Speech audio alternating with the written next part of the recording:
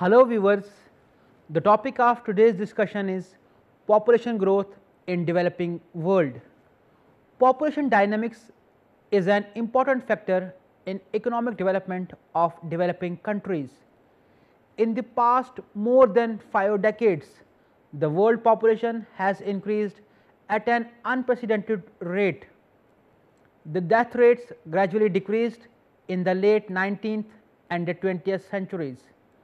This decline in death rates is attributed to the spread of modern medicines in the developing countries, which caused a decline in mortality after World War II. The developing countries have experienced the decline in death rates, which was later followed by the decline in birth rates with an interval of more than 2 decades. This has resulted in very high rates of population growth to the tune of 3% to 4% per annum. Since the 1960s, the birth rates have also been declining rapidly in most developing countries, except countries of sub-Saharan Africa and the Middle East. The contemporary birth rates in the developing countries are comparable to birth rates in Europe and the United States in the 19th century. Currently, the low income countries have the highest birth rates in the world. However, the women tend to have fewer children compared with the past. This is related to developing countries' economic growth and human development. The parents choose to have smaller families when health conditions improve. Besides, the families have not to fear of the deaths of their babies. They do not have to rely on their children to work on the family farm or business or to take care of them in their old age. The parents tend to send their daughters to school in large numbers. The educated women tend to produce healthier children and prefer smaller families. Women employment opportunities have increased outside the home. As a result, they are starting their families later and having fewer children.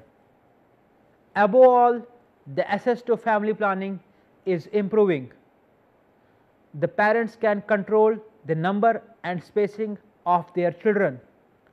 A lower fertility rate may not immediately lead to a lower birth rate and lower population growth. This is true for a country with large youth population in the reproductive ages. With more women in reproductive ages, the population growth with even fewer children is called demographic momentum. Demographic momentum is more significant in developing countries that had the highest fertility rates 25 to 35 years ago. Over the past few decades, the decline in birth rates has lowered population growth rates in developing countries, even though death rates were declining continuously over the period. The developed countries have also experienced even slower population growth. Italy and Germany have experienced a natural decline in population due to stabilizing birth rates and increasing death rates. The increasing death rates are attributed to aging populations. Japan and Spain are expected to follow soon. World population and share of developing countries. Over the past 30 years, the worldwide population growth rate fell from more than 2.0% to to 1.5% a year, and experts expect this trend to continue. But in absolute numbers, the world's population is growing faster than ever before by about 2,30,000 people a day in mid 1995. This is happening because of the larger than ever population base. There were 5.7 billion people in the world in 1995. This figure was almost twice as many as in 1970. In the next 35 years, it is projected to add another 2.5 billion people in the world total. See figure 1 on the screen. Of this, 90% of addition will be in developing countries. During the same period, in the world total, the share of developing countries is expected to increase from 84% to 88%. In the short run, rapid population growth in developing countries leads to lower GNP per capita. There will be smaller resources available to be invested in each person's human capital, which is the key to increasing labor productivity. In the long run, however, labor productivity will not increase in desired way, but the more workers in the total population could contribute to the economic development of developing countries. The world population by high, medium and low variants is shown in figure 2 on the screen. Figure 1 on the screen shows world population growth and developing countries. Figure 3 on the screen shows world population from 1950 to 2050. The less developed regions will experience much of the demographic change up to 2050. These regions will be expected to grow 58% up to 2050. However, the more developed regions will grow by just 2% up the middle of the present century. See figure 3 on the screen. The less developed regions will account for 99% of the expected increment to the world population by 2050. Even then, population growth in the less developed regions is expected to slow down in the future. During 1995 to 2000, the annual growth rate of population was 1.6%. In the next 25 years, the annual growth rate of population will be almost halved. By 2050, the annual growth rate of population will be roughly halved again. This will be attributed to falling fertility in the least developed regions too. The total fertility of 3.11 children per woman in 2000 was about double the rate in more developed regions. It is expected to fall to 2.04 by 2050, which will be just below replacement level, but still above the current rate in more developed regions. Figure 3 on the screen show average annual population growth rates from 1980 to 2010. The demographic prospects vary across the less developed regions. Africa, Asia and Latin America and the Caribbean are considered less developed. Oceania has a relatively small population. North America and Europe are more developed regions. The Asian population growth looks impressively large at 1.5 billion over 50 years. However, the share of Asia in world population actually will fall marginally to 59% in 2050 from 61% in 2000. The population growth rate will be much faster in Africa. The region will add 1 billion to its total population by middle of the century, and its share in the world total will rise from 13 to 20% by 2050.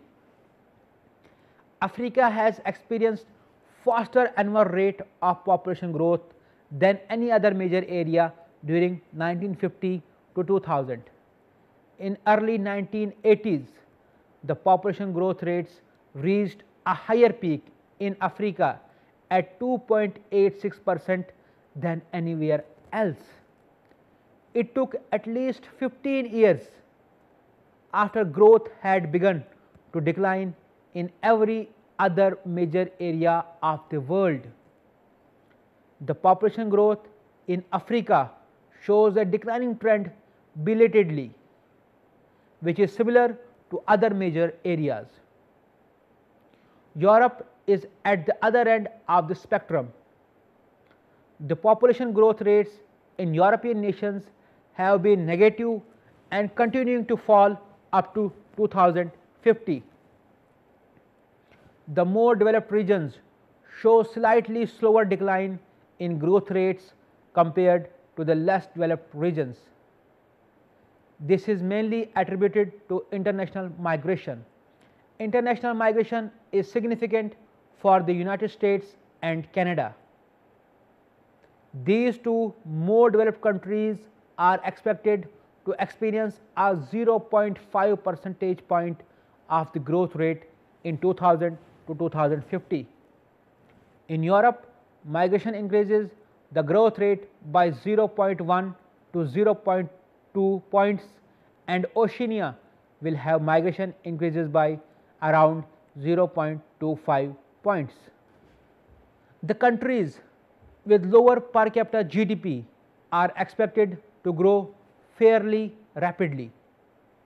The population of the less developed countries, excluding China, is expected to rise from 1.9 to 2.5 billion.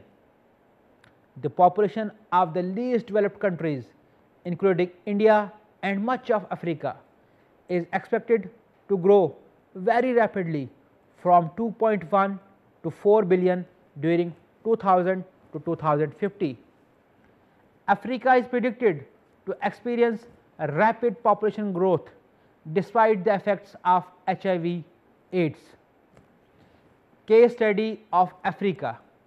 It is believed that HIV/AIDS will reduce Africa's population. However, this is expected in only some countries in southern Africa due to high prevalence of the disease. Some countries such as Uganda have had considerable success in reducing HIV infection. Due to success on HIV front and prevailing high fertility in Africa, the continent is likely to experience very rapid population growth. During the period of 5 decades, that is from 2000 to 2050, Africa's population will grow by 127% to over 1 billion. In some countries in southern Africa, population is expected to rise. The life expectancies at birth are expected to fall below 35 years up to 2015. The number of orphans is growing in worst affected countries. Around 10% of children below 15 years of age have lost at least one of their parents. High rates of HIV/AIDS infection in Africa are likely to reduce GDP.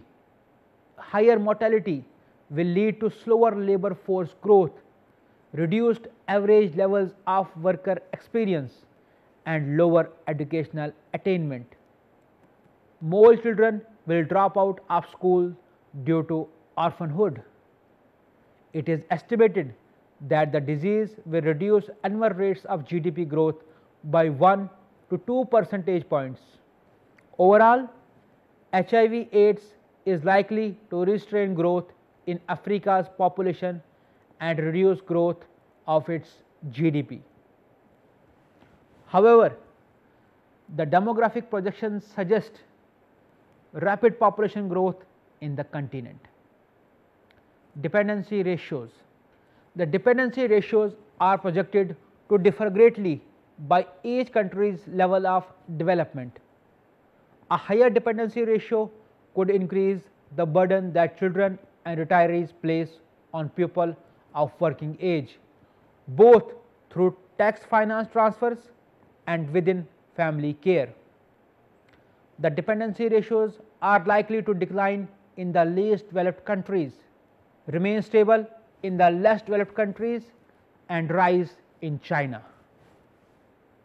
The fall in dependency ratios in the least developed countries reflects falling fertility rates and rising life expectancies. Initially, a fall in fertility rates reduces the number of children and thus dependency ratio. In the long run, a fall in fertility rates also reduces the labor force.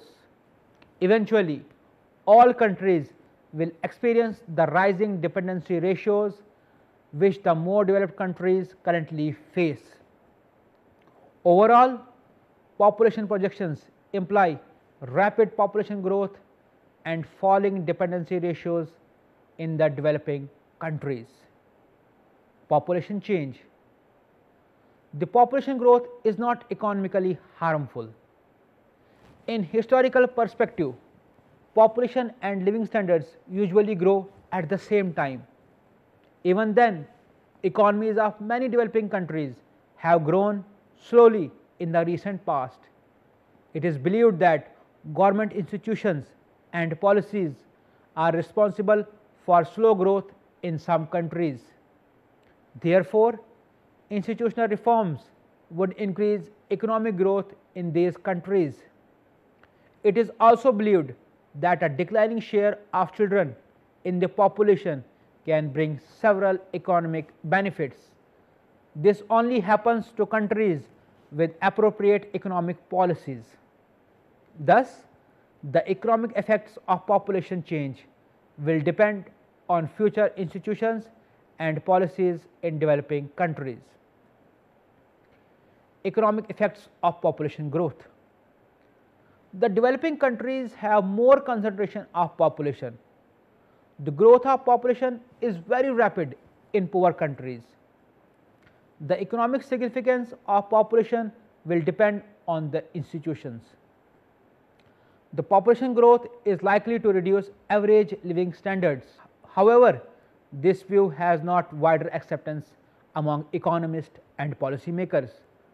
Rather, economic performance of countries will depend more on the quality of their markets and governments. The institutions have wider role to play in countries' economic performance. Some countries could improve their economic performance with little outside aid. This has happened in China through markets and trade in 1979. There will be low economic growth in countries with endemic political instability. Therefore, in these countries, population growth could reduce living standards and force population to migrate to more developed countries. It is likely that the populations of some of the least politically stable countries like the Democratic Republic of Congo, Liberia and Somalia will be more than double between 2000 and 2050. As a result, it becomes very important to improve the quality of governance and institutions in these countries. Economic effects of declining dependency ratios. A declining share of children in the population will cause a declining dependency ratio. This may temporarily increase rates of economic growth in many developing countries.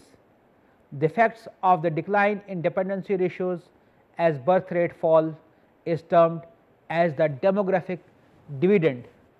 The decline in birth rates would allow women to spend less time caring for children. As such, they can spend more time in the paid labor force. The more women in the labor force would increase the economic growth. Economies could also benefit from lower proportion of children in the population. The smaller family sizes would allow parents to invest more in children's education. In the recent past, about a third of East Asia's growth is attributed to the demographic dividend. The economic benefits of declining dependency ratios depends on government policy. However, many Latin American countries fail to reap demographic dividend from declining dependency ratios due to weak institutions and policies. Japan and Brazil have experienced a fall of about 10 percentage points in their dependency ratios between 1950 and 2000. Even then, growth in per capita GDP was estimated at 5.4% per annum against 2.9% in Brazil. It is believed that recurrent financial crisis and high trade tariffs reduced the demographic dividend of falling dependency ratios in Latin America. Population change and trade and capital flows. The demographic change in developing countries may also affect international trade and capital flows. Population growth in developing countries may lead them to export many manufactured goods at low prices. In developing countries, policymakers may wish to adopt policies that encourage inflow of funds from developed countries. If developing countries' population grow faster than their capital stocks, they may tend to become heavy exporters of simple manufactured goods. This will tend to reduce the prices of these goods and wages of low skilled labor worldwide. Besides, a lack of infrastructure often makes manufacturing for export unprofitable. When a country's infrastructure improves, such activity will become more profitable. Therefore, investment in infrastructure in populous developing countries is likely to affect the world economy in the same way as would a large increase in their populations. The international effects of population growth in developing countries are likely to be similar to those of China's entry into world trade. An increasing orientation towards trade in developing countries would also bring more low income workers into contact with the global economy. Conclusions and policy implications. The population projections for developing countries may have large economic effects.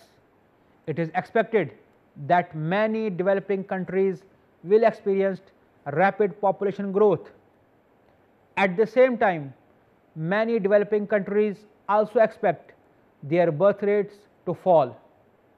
China, a developing country, is expected a rapid aging of their populations. Government policies will greatly affect the consequences of population change in developing countries. The developing countries can achieve more rapid economic growth despite higher rates of population growth if their governments create better functioning markets and protect property rights more effectively. If the government fails to do such policy improvements, rapid growth in developing countries' populations is likely to lead to continued slow economic growth. As a result, there will be more migration from poor to rich countries. The declining fertility rates in developing countries can also increase their economic growth. especially if these countries remain open to trade and have stable financial markets. The appropriate policy response to population growth in developing countries will depend on level of economic performance in these countries.